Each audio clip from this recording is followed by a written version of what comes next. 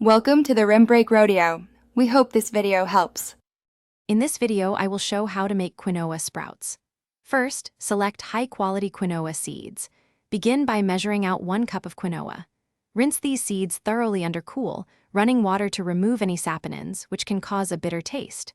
After rinsing, place the quinoa in a bowl and add 3 cups of fresh water. Allow the quinoa to soak for 6 to 8 hours, or overnight, to soften the seeds and initiate the sprouting process. Once your quinoa has finished soaking, it is crucial to drain it completely. Use a fine mesh sieve to ensure no small seeds escape. Rinse the quinoa again thoroughly with fresh, cool water. This step is vital for cleanliness and to prevent any unwanted odors or mold. After rinsing, shake the sieve gently to remove as much excess water as possible. You will repeat this rinsing and draining process twice daily for the next 1 to 2 days. Now, transfer your well-drained quinoa into a sprouting jar or a colander. If using a jar, cover the opening with a breathable mesh or cheesecloth, secured with a rubber band.